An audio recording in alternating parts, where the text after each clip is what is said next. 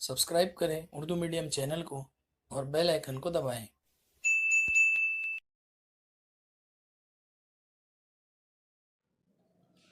अस्सलाम वालेकुम। आज के लेक्चर में हम 9वीं जमात तारीख के सबक नंबर 2 भारत 1960 के बाद के वाक़यात, इसके सवालात और जवाबात की किताब में निशानदेही करेंगे और जवाबात को समझेंगे। आइए मश्क की तरफ चलते हैं। सबसे पहला सवाल है, झैल में से मुनासिब मुतबादिल चुनकर बयान मुकम्मल कीजिए। पहला, डैश श्रीलंका की तमिल अक़लियतों के मसले को हल करने के लिए पहल करने वाले वजीर आज़म थे। इसका जवाब है राजीव गांधी। दूसरा है, भारतीय सब्ज इंकलाब यानी ग्रीन रिवॉल्यूशन के बानी डैश थे। इसका जवाब है डॉक्टर MS स्वामीनाथन। तीसरा है, मंदरजा झैल में से गलत जोड़ी पहचान कर लिखिए। तो गलत जोड़ी यहाँ पर है चंद्रशेखर, जिनका मंडल कमीशन लिखा हुआ है। दूसरा है, दी हुई हिदायत के मुताबिक सरगर्मी मुकम्मल कीजिए। पहला है, सबक में दिए हुए मवाद की मदद से ज़मानी तरतीब में वज़राए आज़म और इनके अरसे कार की जदुल बनाइए। मतलब आपको हमारे वज़ीर आज़म की लिस्ट बनाना है, वो कब से कब तक रहे उस पोस्ट पे वज़ीर आज़म रहे, वो आपको बनाना है।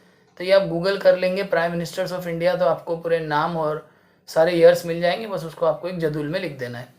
तो मैं नोट कराता हूँ आपको, नोट लिखिए। मैं पहला है आलमकारी, सफ़ा नंबर 8। देखिए यहीं पर इसका जवाब है ऊपर। आलमकारी, जिसको इंग्लिश में ग्लोबलाइजेशन कहते हैं, आलमकारी की वजह से मईशत, सियासत, साइंस और टेक्नोलॉजी, समाज और सकाफत जैसे तमाम शुबे हाय हयात में कई तब्दीलियाँ रोनुमा हुई। इन सारे शुबों में आलमकारी की वजह से बहुत सी तब्दीलियाँ हुई हैं। आलमी सतह पर भारत कई शुबों में जैसे बैनुल अक़वामी तंजीमों का भारत एक अहम रुकन है। मुआसिलाती टेक्नोलॉजी के शुबे में भारत एक अहम इंकलाब से गुजरा है। यहां तक आपको इसका जवाब लिखना है। चलिए उसके बाद दूसरा देखते हैं, सफेद इंकलाब, सफा नंबर 7 पे इसका जवाब है। आइए सफा नंबर 7 पे चलते हैं। देखिए यहां से लेके यहां तक, डॉक्टर वर्गीस कुरियन की दूध साजी की कोऑपरेटिव तहरीक के तजुर्बे ने भारत में दूध की पैदावार में वसी पैमाने पर इजाफा किया। डॉक्टर वर्गीस कुरियन, जिन्हें फादर ऑफ वाइट रिवॉल्यूशन कहा जाता है, तो इनकी जो कोऑपरेटिव तहरीक थी, इससे भारत में दूध की पैदावार काफ़ी बढ़ गई और इसे ही इंकलाब अबियज़ या सफ़ेद इंकलाब कहा जाता है। इंग्लिश में कहते हैं वाइट रिवॉल्यूशन। चलिए अगला सवाल देखते हैं क्या है। अगला सवाल है, मंदरजा झैल बयानात की वजूहात के साथ वजाहत कीजिए। पहला है, मोरारजी देसाई की हुकूमत कलील मुद्दती हुकूमत थी। सफ़ा नंबर 6 पे इसका जवाब है। दूसरी जो वजूहात है, अमृतसर के स्वर्ण मंदिर में फ़ौज भेजना पड़ी, ये भी सफ़ा नंबर 6 पे है। तो दोनों एक साथ करते हैं, तीसरे का पहला और तीसरे का दूसरा, सफ़ा नंबर 6 पर। देखिए यहाँ से लेकर यहाँ तक तीसरे का पहला, एमरजेंसी के पस मंज़र में हज़ब मुखालिफ की मुख्तलिफ जमातों ने मुत्तहद होकर जनता पार्टी कायम की। उस ज़माने में जब इंडिया में एमरजेंसी लागू हुई, इंदिरा गांधी की हुकूमत थी, इंदिरा गांधी प्राइम मिनिस्टर थे, तो उस टाइम पे बहुत सारी जो अपोजिशन पार्टियां थी, वो सब एक हो गए और वो मुत्तहिद हो गए। इन इंतखाबात में नई कायम शुदा जनता पार्टी, इन्हीं इलेक्शन में जो नई जनता पार्टी बनी थी, इसने इंदिरा गांधी की क़यादत वाली कांग्रेस को ज़बरदस्त शिकस्त दे दी। कांग्रेस की पार्टी जो इंदिरा गांधी के क़यादत में थी, वो हार गई, जनता पार्टी ने उसे हरा दिया। मोरारजी देसाई वज़ीर आज़म बने। उनकी क़यादत में जनता पार्टी की हुकूमत अपने अंदरूनी इख्तलाफात की वजह से ज़्यादा दिनों तक कायम नहीं रह पाई। लेकिन मोरारजी देसाई ज़्यादा वक्त तक वज़ीर आज़म नहीं रह पाए, क्योंकि उनकी जो पार्टी थी, उनके अंदर ही आपस में जो है वो इख्तलाफात शुरू हो गए थे। चलिए दूसरे का जवाब देखिए, यहाँ से लेके यहाँ तक है। पंजाब में सिखों ने आज़ाद खालिस्तान के क़याम के मुतालबे के लिए तहरीक शुरू कर दी। इस तहरीक ने पुरतशद्दुद शक्ल इख्तियार कर ली। पंजाब में जो सिख एक कम्युनिटी, सिख लोग या पंजाबी लोग जो होते हैं, उनका एक ग्रुप था जो आज़ाद पंजाब का कुछ हिस्सा चाहता था, जिसे वो खालिस्तान नाम देंगे। तो उन्होंने इसका मुतालबा किया और आहिस्ते आहिस्ते ये जो मुतालबा था, ये जो तहरीक थी, वो तशद्दुद वाली हो गई, यानी इसमें झगड़ा फसाद होने लगा। इस तहरीक को पाकिस्तान की हिमायत भी हासिल थी। 1984 में अमृतसर के स्वर्ण मंदिर में, यानी जो गोल्डन टेम्पल हम इंग्लिश में कहते हैं, वहाँ पर पनाह गुज़ाई इंतहा पसंदों को बाहर निकालने के लिए भारतीय फौज को भेजना पड़ा। चलिए उसके बाद अगला जो आपका सवाल है वो है, भारत में मनसूबाबंदी कमीशन कायम किया गया, सफ़ा नंबर 7। बच्चों इसी के साथ मैं आपको बताता हूँ, ये जो मंदरजा झैल सवालों के मुफस्सिल जवाब का दूसरा जवाब है, भारतीय मईशत की खुसूसियत, ये बड़ा जवाब है, इसके अंदर ये वाला जवाब कवर हो जाएगा। तो मैं आपको ये जवाब समझाता हूँ जिसमें तीसरे का दूसरा और चौथे का दूसरा दोनों हो जाएंगे। सफ़ा नंबर 7 पे आइए। देखिए यहाँ से लेकर पूरा यहाँ तक चौथे का दूसरा है और यहाँ से लेके इतना जो है वो तीसरे का तीसरा है।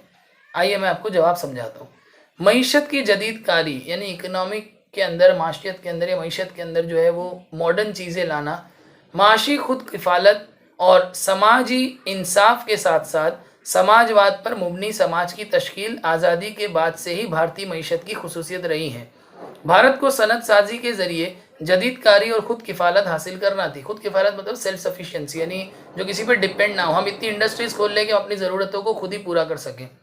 मनसूबाबंदी यानी प्लानिंग के जरिए समाजी इंसाफ पर मुबनी मईशत वजूद में लाना थी, इसलिए मनसूबाबंदी कमीशन तश्कील दिया गया और 5 साला मनसूबाबंदी का आगाज़ किया गया। ये तीसरे का तीसरा हो गया। चौथे का दूसरा कंटिन्यू, अगला पैराग्राफ। 1991 में नरसिम्हा राव हुकूमत ने माशी इस्लाहात का आगाज़ किया। इन माशी इस्लाहात को माशी तौसीकारी यानी कि इंग्लिश में लिबरलाइजेशन कहा जाता है। भारत की मईशत को इन इस्लाहात की वजह से तरक्की हासिल हुई।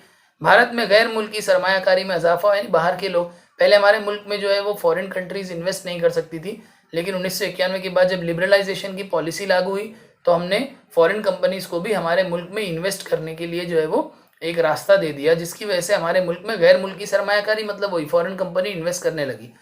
सनतों और साइंसी शुबे के माहिर भारतीयों ने मुल्की मईशत की बेहतरी में माउनत की यानी मदद की।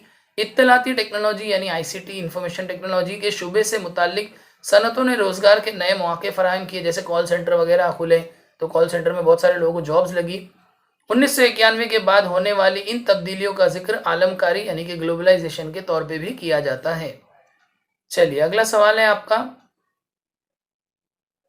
मंदरजा झैल सवालों के मुफस्सल जवाब में पहला, मुल्की और आलमी तारीख में 1991 का साल निहायत अहम तब्दीलियों का साल साबित हुआ। सफ़ा नंबर 6, सफ़ा नंबर 6 पे इसका जवाब है। देखिए यहाँ पर, यहाँ से लेके यहाँ तक, न सिर्फ भारत बल्कि सारी दुनिया की तारीख में 1991 का साल अहम तब्दीलियों का साल साबित हुआ। सोवियत रूस का शिराजा मुंतशिर हो गया, यानी कि जो सोवियत यूनियन थी जो बहुत सारे मुल्कों से मिलकर बनी हुई थी, USSR, तो वो मुंतशिर हो गए। उसके अंदर बहुत सारी कंट्रीज अलग हो गई, जिसमें रशिया सबसे बड़ी कंट्री बन के सामने आई। तो सोवियत यूनियन जो है वो ख़त्म हो गई और दुनिया में जारी सर्द जंग का खात्मा हुआ, यानी कोल्ड वॉर ख़त्म हो गया, क्योंकि कोल्ड वॉर जो है वो US और USSR के बीच में था। तो जब USSR मुंतशिर हो गया, टुकड़ों में बढ़ गया, तो US अकेला सुपर पावर बचा और कोल्ड वॉर जो है, सर्द जंग जो है वो ख़त्म हो गई। भारत में, तो ये तो दुनिया की बात हुई। अब भारत में PV नरसिम्हा राव की क़यादत में सरकार ने मुल्की मईशत में कई तब्दीलियां भी की, जैसे कि हमने पढ़ा अभी लिबरलाइजेशन, ग्लोबलाइजेशन, प्राइवेटाइजेशन जैसी पॉलिसी जो है वो हमारे मुल्क में शुरू हुई। चलिए अगला सवाल क्या है देखते हैं। अगला सवाल यहाँ पे है, सबक की मदद से भारत को दरपेश दाखिली और खारजी मसाइल और भारत के मराकज़ क़ुव्वत की फहरिस्त मुकम्मल कीजिए, यानी हमारे सामने क्या मसाइल है और हमारे पास क्या क़ुव्वत है, हम कैसे उन मसाइल से टकरा सकते हैं। तो यहाँ पे एक दिया हुआ है, मसलन मसाइल में है भारत पाकिस्तान की जंग, तो कसरत में वहदत ये हमारी क़ुव्वत है। अब एक मसाइल मैंने लिखा है खुद किफ़ालत, अगर हमको खुद किफ़ालत हासिल करना है तो ये मसला है, लेकिन इसका हल क्या है, 5 साला मनसूबा। उसी तरह यहाँ एक मराकज़ क़ुव्वत दिया है, एटमी इस्लाह से लेस है, तो मसाइल क्या है, भारत और चीन के दरमियान शुमाली सरहदी कशीदगी, और फिर अलहदगी पसंदी अगर हमारा मसला है तो कौम परस्ती हमारी क़ुव्वत है। तो इसी के साथ बच्चों इस सबक के तमाम सवालात और जवाबात की निशानदेही और जवाबात का एक्सप्लेनेशन कंप्लीट हुआ। मैं उम्मीद करता हूँ ये सारे जवाबात आपको अच्छे से समझ में आए हैं। और हर बार की तरह अगर आपको मेरे वीडियोस अच्छे लगते हैं तो यूँ ही अपना प्यार दीजिए, वीडियोस को लाइक कीजिए, उर्दू मीडियम के बच्चों में शेयर कीजिए और इस चैनल के साथ जुड़े रहिए, सब्सक्राइब कीजिए। बहुत बहुत शुक्रिया।